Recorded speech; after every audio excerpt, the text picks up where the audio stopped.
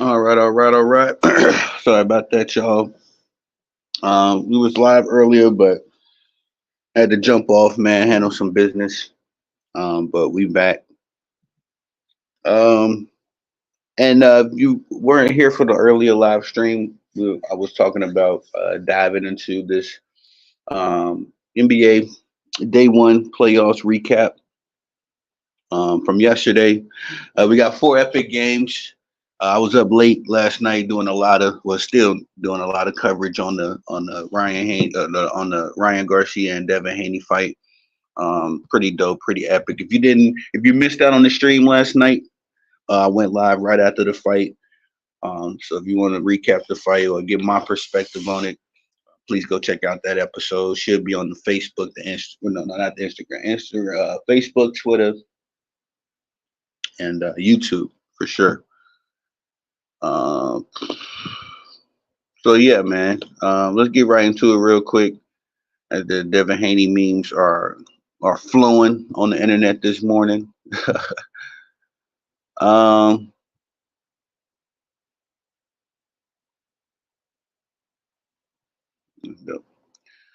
but nonetheless, let's get right into it because we had four epic games yesterday of NBA playoff basketball.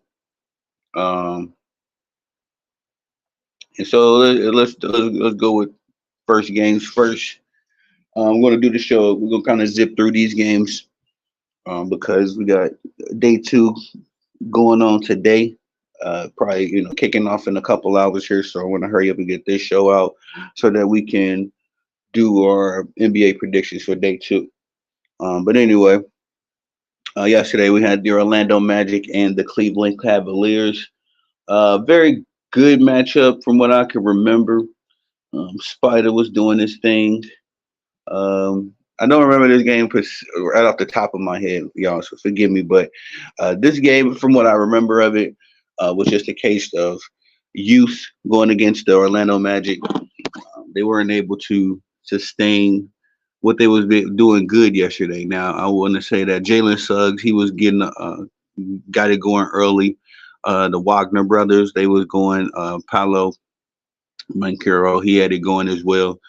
But the young boys, they just kind of um, flamed out at the end. So um, Cleveland was able to pull off the victory. Hold on, let me make sure I'm not capitulating.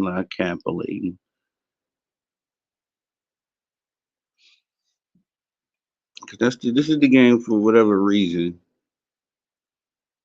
Yeah, 97 to 83. This game, for whatever reason, isn't coming back to me, vividly. But yeah, so Cleveland wasn't very like a close game per se. Cleveland had control of this game, especially for the most part in the second half, from what I remember. But the young boys, they put up some fight in the first half.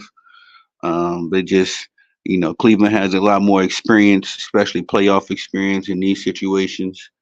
Um, and so it's going to be a testament to see if Orlando's youth can combat Cleveland's experience. Usually, experience wins out in these situations. And also, I want to say that the Orlando Magic have to definitely pick up the pace. Shout out to I forget who he was, but my dropped a comment on the short that I made talking about the Cleveland Cavaliers and the Orlando Magic game, and they mentioned that as well. As far as the young boys gonna have to pick up the pace. I said that I don't think that would be as much of an issue as um, them not having some shooting, some sustainable shooting, consistent shooting. I feel like that would be a problem, even more so for them. But this matchup, excuse me, is going to be a chess match. I'm definitely going to appreciate this particular playoff matchup because it's not the big names, it's not the big market teams going at it. I mean, Spider Donovan Mitchell is a fairly household name. He's a star, an established star in the league for sure. But this matchup, I feel like this is going to be for the savants.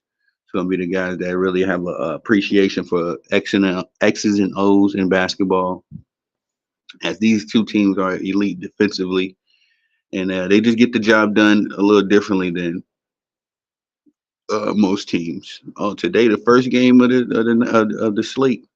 It's Miami versus Boston. So yeah, let me hurry up and get me shoot through this because shout out to my Castiglieri. I want to get my thoughts on that Boston game.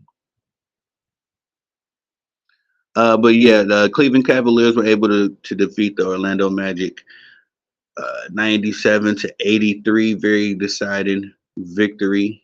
Very decisively, excuse me.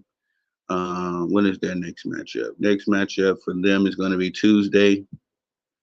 Excuse me, Monday, April 22nd. At 7 p.m. 7 p.m. on NBA TV. Excuse me. Excuse me. Excuse me. Sorry, y'all. So yeah. So to make sure we'll tap in. We'll do a prediction video that morning as well. Tomorrow morning.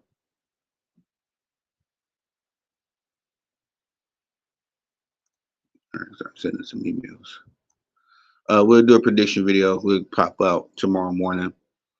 Before I start sending my emails, and we'll deep dive into that game. If not tonight, we'll see how it goes. Like I said, I'm just getting up. Long night. Love boxing nights because boxing nights is gonna be. Boxing days. Fight days, fight nights. Just a long day of just getting ready for that fight. And then especially kicking off NBA basketball, playoff basketball on the same day, going live and getting active in the chats. Just a busy day. So I enjoyed it. Yeah, yesterday was a very fun day to be at work. But anyway, moving right along to the next game. Uh, the Phoenix Suns and the Minnesota Timberwolves. Let me get back to my notes. Yes, we had the Phoenix Suns and Minnesota Timberwolves. Young boy Anthony Davis, excuse me, Anthony Edwards had a coming out party. No, did he? No, that sounded crazy. He had a breakout game. I'm not sure if he set any career highs in this. It got to be career highs. This is his first playoff game, but at the same time, Anthony Edwards was just all over the place dancing. This young man finally got getting his opportunity to go up against his favorite basketball player of all time. His claim um, and Kevin Durant. And these two was going back and forth. It was very fun, a very good game. But the Timberwolves, which they were just like the higher seeded team. The Phoenix Suns play like the Phoenix Buns this game, and everybody outside of Kevin Durant, man, it just was just kind of lethargic yesterday. Now I didn't really get to watch this game closely. I got to watch a little bit, in the beginning. But about this time when this game was on, we started getting prepared for the fight night. So it was about this time that I was kind of distracted from the NBA basketball. I essentially kind of missed all of the entire next game, but I got to catch the last of it. Um, but as far as this game goes, I got to see Anthony Edwards and Kevin Durant going at it. Anthony Edwards is just one of my favorite young talents, man, if not my favorite young talent in the league right now. Between him and Shea Gilgis Alexander, those two young men, are very impressive. Who I'm rooting for right now. And Anthony Edwards not only has the skill set that I admire, but the attitude. This dude does not back down from a fight. Does not back down from a challenge. You definitely appreciate that as a if you're an old school fan of the game, or if you're just a savant of the game like me. I love the guys that raise the competitive level, especially in big time matchups like this. With a lot of implications on the table. We're talking about two marquee stars and Kevin Durant and Anthony Edwards, and essentially having a changing of the guard. To some degree, as KD is 35 years old. Essentially in the twilight of his career. And Anthony Edwards is, I believe, 23 or 24. Still young, still a budding star, still on his come up. So, we love these kind of dynamics in sports. We've seen it with Michael Jordan and Kobe Bryant some years some years ago, when Kobe first came into the league and Jordan was the established star, and then Kobe, he was the up and comer, so uh, very very dope matchup. I'm a deep dive into this particular matchup a little bit more as I did choose Phoenix in six, and a lot of my peers in the YouTube streets, they've been getting on to me about that pick. Like I say, I mean, I kind of figured that it was going to be, when I say Phoenix in six, that means I projected them to lose two games in this series. I figured one game would be a close game, one game would be a blowout, and I definitely picked Minnesota to win game two. I mean, game one. So even if the Phoenix Suns go down two games, I got them winning game two. But if they go down 2-0, I'm still not worried. Like I say, I'm gonna think that Phoenix, Kevin Durant. I want to say this: Kevin Durant has enough superpower to get you past the first round. Unless it's the Boston Celtics and it's 2021. Kevin Durant has enough superpower on his own. I want to say it like that to be able to get this team past the Minnesota Timberwolves. At least he should. At least he should. That's my expectation. Now against a Denver Nuggets team or the Los Angeles Clippers, even the Lakers, I would be a little nervous because Kevin Durant, when there's another star of his caliber, across the court, that's about the time that he usually kind of disappears. But outside of that, I've seen KD in this same dynamic, the same situation with Jason Tatum some years ago. Jason Tatum was really at that point in his career where he was, establishing himself in his come up. I think, we all can say that Jason Tatum is an established star now, but he definitely was still on that come up arc in 2021. And he was going at KD the same way. We've seen Anthony Edwards go at KD yesterday. So again, as a fan of competition, as a fan of the sport, I can definitely get behind Anthony Edwards and rock with his attitude, his aura. I love what he's bringing back to the sport. And so I'm one in there. The Phoenix Suns, if they do clock in, if they do come to work, somebody else is there, other than Kevin Durant to put up a fight, then I can stand confidently by my pick and the Phoenix in six. But if it's gonna be more the same as it was yesterday, man, if it's literally more the same, um, I feel like it's gonna be a sweep. It either is gonna be Phoenix in six or Minnesota in four. It's kind of looking like that kind of series because Minnesota, once they got it clicking, they was clicking.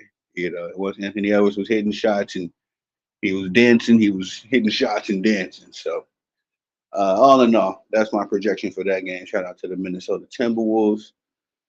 Moving on to the next game, we got the Philadelphia 76ers and New York Knicks. Another pretty interesting game. We did have an injury scare in the first half with my boy Joel Embiid. He had a nasty putback jam. I put the YouTube, I put the shorts. Excuse me, I put the clip on my YouTube shorts. Y'all go check that out on Tony the Savant YouTube channel. Nasty monster jam, but he had a very awkward landing after that jam. Um, that seemingly took him out for a bit. Definitely took him out. Took the wind out of him for a little while. Had to sit on the floor. I had to sit on the ground and recoup. But returning to the game, Philadelphia put up a nice battle. But the New York Knicks, excuse me, New York Knicks just eked out a close one. I said this was going to be a instant classic, perhaps, because I mean Philadelphia can really go anywhere in the Eastern Conference and not meet a team that's going to get up for them, if you will. I mean, all across the board, we got Philadelphia 76ers rivals, the New York Knicks, perhaps the Miami Heat, or they just got out of a grueling play-in. game with the Miami Heat. Um, and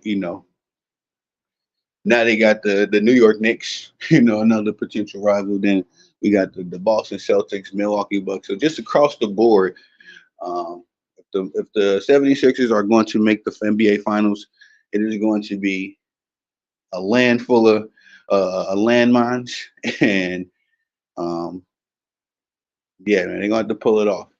It's going to be a bunch of games like this, where it's close, it's a bare knuckle fight, and you're going to have to find a way. You're going to have to find a way. This is where MVP Embiid, as I said in my prediction video for the Miami Heat and the Philadelphia 76ers, and it's got to be MVP Embiid. Tyrese Maxey, he's a bucket. He's a budding star in the league, but he's not there yet. He's not prepared to carry a team on his back. He doesn't really have that dog in him when the 76ers are gonna then the 76ers are gonna need it. You know what I mean? Um, when it comes to that, then we're all looking to Joel Embiid. And I know, again, once again, he had the injury scare. I know Joel isn't 100%, at this point, but who is? This is the point. The reason why we love the playoffs is because we all know that everybody's a little banged up at this point in the season. Everybody's a little, nicked and knocked up. So it's all about digging a little deeper. I didn't see the statistical output for this game, because as this game was going on, we was in full throttle swing, running errands, getting the last few items for the Ryan Garcia and Devin Haney fight. So while this game was going on, like I said, I missed majority of it. The thick of it, I got to see the last of it. Seen that big three by Josh Hart to end the game. So I know outside of that, excuse me, I was expecting um, for Philadelphia to be in dogfights, all the way to the end. Every team that they match up against is going to be a dogfight. Whether it's going to be like I said, the Heat, the Knicks, the Bucks, the Celtics. There's nowhere the 76ers are going to be able to go in this playoffs, in the 2024 playoffs, and have it easy, if you will. So yeah, I would implore them to get prepared for more games like this, and just get ready for the end those last 3 or 4 minutes, because against Miami, they were able to win the game in the last 3 or 4 minutes, and versus uh, the Knicks last night, we saw them kind of falter, and it wasn't a matter of just down to the wire per se, but down the stretch, when Philadelphia was making key plays, Oubre and Nick Batum was making those key plays down the stretch. In the Miami game, it was the total opposite in this game. So we'll see what happens. But moving along to the main event, the Denver Nuggets, defending champion Denver Nuggets, respectfully, as I think the media is just doing them a disservice 2 years in a row.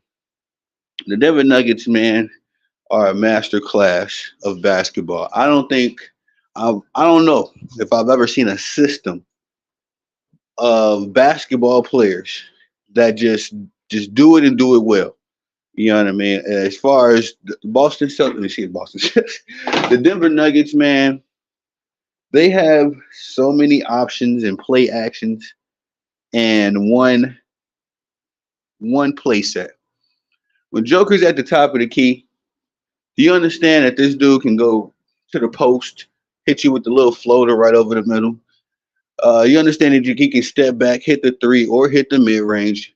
He can get a pick and roll from Aaron Gordon. Oh, excuse me. He can get a pick and roll from Aaron Gordon.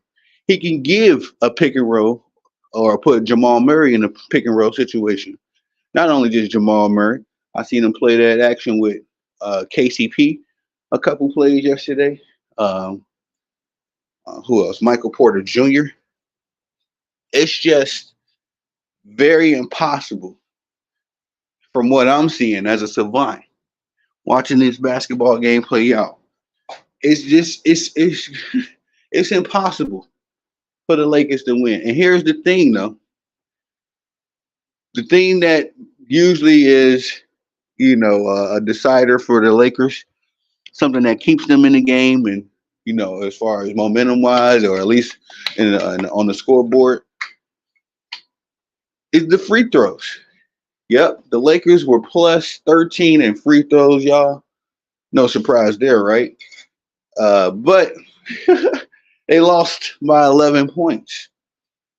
And this is just a testament to Mike Malone, Nikola Jokic, Jamal Murray, Aaron Gordon, Michael Porter Jr., KCP, Peyton Watson. This is a perfect basketball system. I love it. So many options. There's like three or four options on every play. Everybody talks about how smart LeBron James is, and he got this podcast, Mind the Game, and he's supposed to be breaking down all these plays. And I'm looking at this basketball game last night play out, and I'm like, bro, I'm interested to see what he gonna say next episode, because the Denver Nuggets are doing all of that stuff that him and JJ Redick yap about on his show. The Denver Nuggets are doing all of that. You know what I mean? And getting no pushback. It's a day at the beach, because the Denver Nuggets came out cold, y'all. They came out cold. It was not. It was not. Denver Nuggets buzzer to buzzer dominating. No, they came out cold.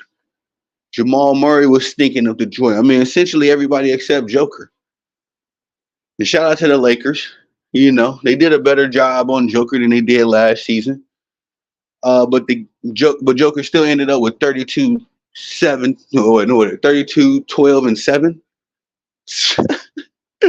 Y'all did a better job on him, but he ended up with 32, 12, and 7. Get this, on 65% shooting. Get this, on 2 free throws. Ladies and gentlemen, Joker shot 2 free throws yesterday as a premier big man in the NBA. Listen, I would talk about the Lakers, but we've been talking about the Lakers all season. We know what we're talking about over there. We know what the Lakers dealing with. And according to the LeBron James fans, all I do is talk about LeBron slash the Lakers. So I guess for the sake of the LeBron sections, I'm gonna spare the Lakers this episode, because what more can we say? What more can we say? I tweeted it out, as I seen it, because I was able to catch this game as far as I think the second quarter and beyond. I didn't get to really see the first quarter. I seen the Lakers getting busy in the second quarter. LeBron was doing his thing.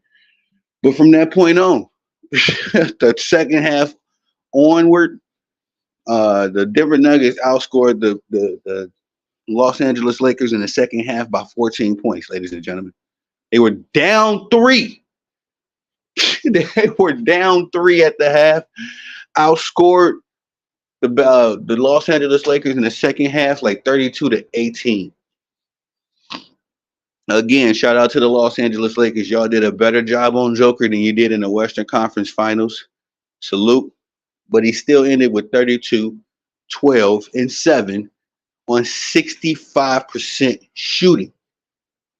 That's wild, because Joker is a jump shooter. He's not like if Joker shoots 10 shots, all 10 ain't in the post.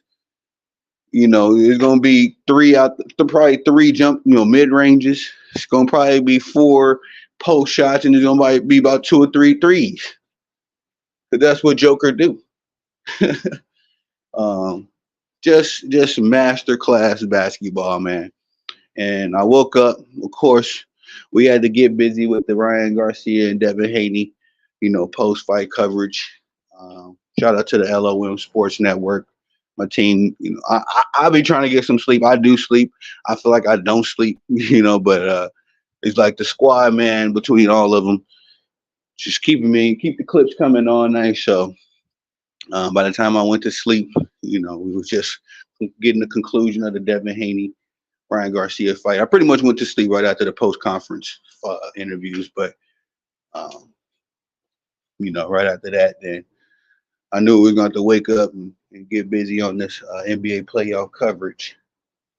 But I woke up this morning and it was all, did LeBron gas out? Did the Lakers have enough? Did the Lakers did it? And just disgusting, man. Just disgusting. Because the Denver Nuggets for nine, or excuse me, if you include the regular season games this season, and the end season, I mean, yeah, the end season games, I think.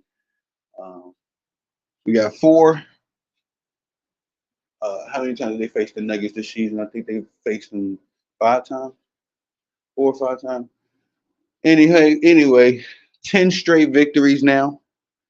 The Denver Nuggets have sealed over the Los Angeles Lakers, and the media. The media is finding ways to cope. They are trying to find ways to cope because they thought LeBron James was on a revenge tour, y'all. This how goofy the media is. The Lakers been struggling all season long, right?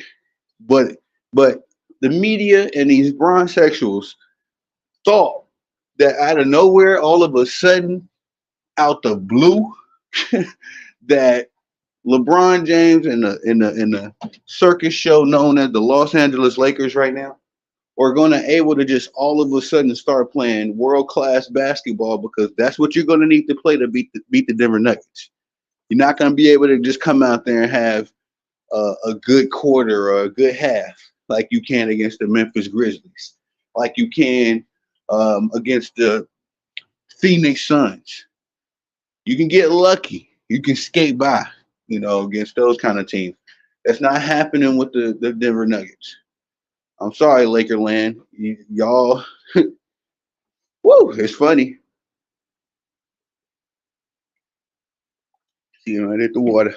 It's funny to me, when I see these casuals and I see some of these lame stream dudes, just all of a sudden jump on Twitter, jump on YouTube, jump on TV, and say things like the Lakers are going to beat the Denver Nuggets. It's like my guys. One, this is why y'all need. This is why talking about the Lakers every day on TV is a disservice because it takes away from what's really going on in reality. Of course, everybody can tell you what's going on with the Lakers. Everybody can tell you something about D'Angelo Russell. I'm sure every casual. Thank God. I love how God made my little mind work. I'm sure every casual can tell you that D'Angelo Russell shot 1 of 9 from the 3 point line last night, right? I'm positively sure everybody, every casual NBA fan can tell you exactly what but D'Angelo Russell put up last night from the 3 point line.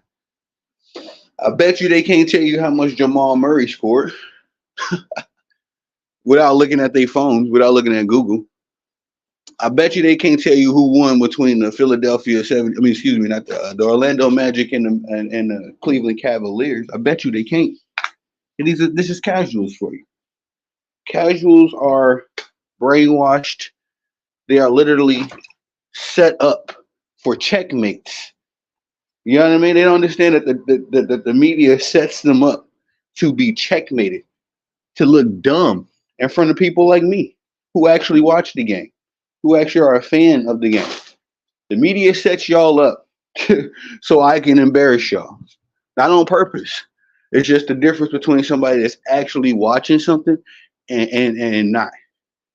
Point in case, I'm thinking, remember how school used to have to do a book report, but some of the kids in the school would go read, or excuse me, they would either read the back of the book, to try to get a quick idea, yeah, go to the library, read the back of the book, or these clowns would go watch a movie or a TV show. You know what I mean? They could tell you something about the show. They can't actually tell you about the show or the book. Excuse me. 1 second, Joe.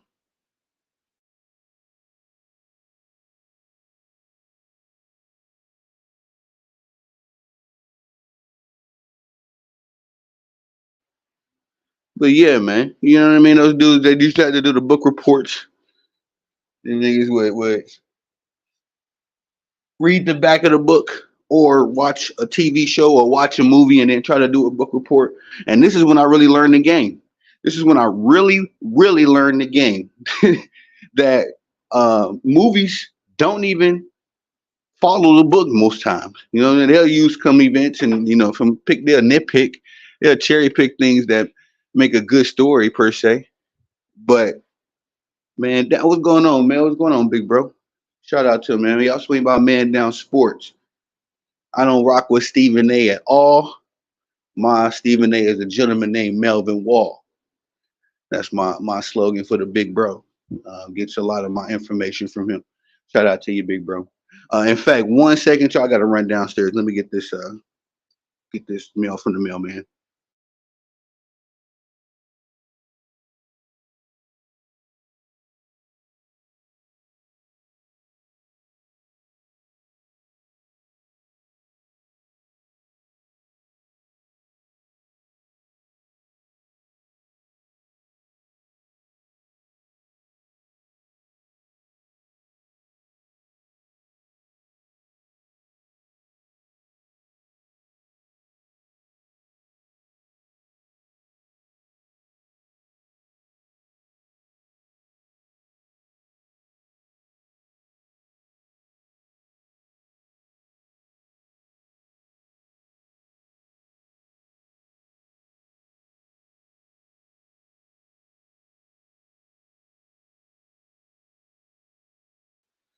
Yo, sorry about that, y'all. All right. Yeah, man. All right, salute to the big bro, Man Down Sports. Man, make sure y'all go swing down on his page. Um, but I'm noticing this is how things work, man. Casuals were the guys in school again that would, try to take the shortcuts. And so now I'm noticing nowadays, casuals, again, they can tell you whatever the mainstream said. They can tell you whatever um, Nick Wright, Bird brings, whatever Bird brings on the TV screen starts chirping off. They can't tell you the nuances. They can't tell you the inner details. I bet you the casuals cannot tell you that Nikola Jokic, uh, my MVP candidate, I mean, my MVP for this last season, um, can't tell you that he only shot two free throws. So this is the difference between a fan of a sport and the casual of a sport. You know what I mean? Because I think people have really devalued the word or the title fan. Like fans, no, we're the financiers of the sports industry. We are the bosses essentially. If we do not attend these sporting events, then it's all for naught. But the casuals, you got to account for the idiots. I remember a long time ago taking some kind of social economic class, and shout out to that teacher, man. He was a great, I can't remember his name, but he said something that always stuck with me. He was saying in the grand scheme of economics, the whole reason why we have a 99-cent menu is so we can account for idiots. The idiots are cheap. Idiots don't, they're gonna put whatever you put on the menu, whatever the cheapest item is, they're gonna buy that, and that's gonna be their favorite thing, and no matter what it is. And so, once he said that, it just kind of opened my eyes to how the human mind works, and how some of us literally are just, casuals. I'm gonna be diplomatic. Some of us are casuals, and some of us are fans. Um, but nonetheless, again, the casuals are chirping about the Lakers. Uh, the fans, we are talking about the Denver Nuggets and the masterclass of basketball they put on last night. Just just can't express enough how I love what the Denver Nuggets have put together. And I am still on record. Now I said this a year ago, but I'm still on record with saying that I don't see a team across the NBA that's going to be a serviceable challenge for the Nuggets, barring that they all stay healthy and they all stay together, they keep the core together. I don't see why Nikola Jokic and the Denver Nuggets can't three-peat. I don't see why they can't. Maybe somebody pulls a Golden State, a 2014, 2015 Golden State next year, and there's a team working. maybe like the Sacramento Kings or something. A team lurking in the shadows that's just gonna have a super breakout season next year and make us totally question all things Denver Nuggets and all that stuff. But as of right now, and as of the last two, almost 2.5 years, um, I have not seen a team that is going to be a serviceable challenge for a guy like Nikola Jokic, who can dominate you inside the arc. A guy like Jamal Murray, who can dominate outside the arc, all your hold up and inside the arc. Jamal Murray, bro, in the playoffs, he turns into Jamal Curry. This is another. The media will tell you, all right, they got all hyped up for playoff P. Y'all remember that? Playoff P was Paul George because he had one good series. I ain't gonna cap on Paul George like that, but he had a good series. Can't recall that year. Was it 2021 or 2022 when um, Kawhi goes down and Paul George leads the Clippers to the Western Conference Finals and kind of flames out. I just recall the media just making a big old, hoopla about Paul George. Now, prior to that one Finals conference run, the Western Conference Finals run, that I recall Paul George leading the Clippers to after Kawhi goes down.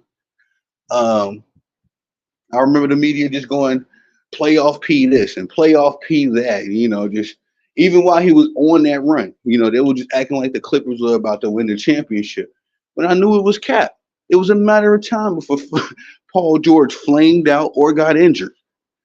You know what I mean? It's crazy. But here, this young man, Jamal Murray, having game after game after game, big playoff games. Not just, maybe one game with 30 and 10, and then the next night he has 12 points, 14 points, 4 or 5. No, every game Jamal Murray is hitting a big shot. That excuse my French, that Nick was dancing on Anthony Davis last night. I mean, salsing. Anthony Davis attempted at least 5 or 6 times to guard Jamal Murray, and Jamal Murray made sure he regretted it. And on one play, I think it was either the 3-point play or a mid-range shot, whichever one. But he started chirping, he barking at Anthony Davis, like, bro, why are you trying to hold me? Stay away from me. Go over there on Aaron Gordon or something where you belong. But every time Jamal Murray had the ball and Anthony Davis found himself in a mismatch trying to guard this young man, Anthony Davis put on his dancing shoes. And Jamal Murray put on his dancing shoes. Anthony Davis put on some skates. He'd be on this side of the court at one point, on that side. It's like, Anthony, there's nothing that the Los Angeles Lakers can do with the Denver Nuggets, man. That's essentially my point. That's my hot take. Ain't nothing. If you're a Laker fan, just go ahead and get ready for LeBron James to leave and go to the New York Knicks. Anthony Davis gonna follow up behind him. In Lakerland, y'all can probably get ready to be in basketball purgatory for the next 5-6 years, because that's where you're about to be with no picks, no money to pay nobody. Y'all essentially allow LeBron James to come sap this franchise dry. I don't want to say y'all. This is the Lakers management, Lakers upper brass, have allowed LeBron James, Jeannie Buss has allowed LeBron James to turn this once beloved and historic franchise. Even if you're not a Laker fan, ladies and gentlemen, some of these younger fans may not understand the Laker mystique. Even if you're not a Lakers fan, ladies and gentlemen, as a basketball fan, you cannot say you didn't love the Lakers. You know what I mean? So it's heartbreaking to see the state of the Lakers are in right now under the leadership of LeBron James and Jeannie Buss. Very difficult. It's very difficult. And I grew up in the era where the Lakers were revered, feared, and were championships contenders year in and year out. It didn't matter who was in that purple and gold. You knew the Lakers was in the mix. Yeah, it's a little biased because I also grew up in the Kobe Bryant era, so that was I've had an advantage in that regard. But nonetheless, you know, the standard that Kobe set was the Lakers standard. It was a standard that he was taught, not that he set. You know, Kobe was taught that standard, and he took it to the next level. So, all in all, again, the Denver Nuggets, got too much firepower. They got too many problems, and the Los Angeles Lakers don't have enough answers. And that's just from top to bottom. Like again, Joker can do whatever he wants. The Lakers actually did a good job. You can say, schematically, they did a fairly decent job guarding Joker. Joker wasn't just all over the place doing whatever he wanted. But 32, 12, and 7 on 65% shooting. I'm only saying this, ladies and gentlemen, because I watched the game and I did not know Joker's stat line until the end of the game. The dude was just quietly killing the Lakers. Excuse my language. He was quietly defeating the Lakers. And then you could say single handedly, but then you got Jamal Murray. Again, uh, no perimeter defense in the city of Los Angeles can stop Jamal Murray. There's no perimeter. Hear me out, y'all. There's no perimeter defender in the city of, excuse me, in the state of California, not in the Los Angeles Lakers organization. There's nobody in the state of California that can guard Jamal Murray. It's over for the Lakers. And I hate to say, like, I hate being hyperbolic with the language in sports because anything can happen. I'm a believer that you got to let the games play out before you cast judgment. But after seeing the turn of events last night, after seeing the Lakers actually do a good job,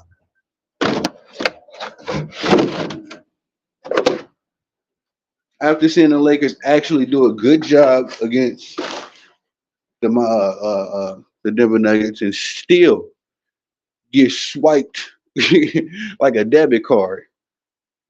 It is what it is. But that's all for this show, y'all. I'm gonna try to not try to. I'm about to go live, and we're gonna do some NBA predictions for tonight's games. Um, like I say, this Boston Celtics and Miami Heat game is the first one on the slate. That should be one for the ages. Um, and yeah, I'm gonna be tapped in. I'm gonna be tuned in. So make sure y'all keep your heads up. Swing by for the next episode. Make sure you swing by the platforms, man. If you don't mind, Facebook, Instagram, Twitter, YouTube, Tony the Savant across the board. Give your boy a follow, subscribe, like, all that good stuff. Enjoy the content as I never stop working. I'm sure there's something on the page that you're going to enjoy. I love covering all things sports. So um, as long as I get the time, I got some energy. There is probably something on my page, one of the four, covering your favorite sports or an athlete, for sure, for sure.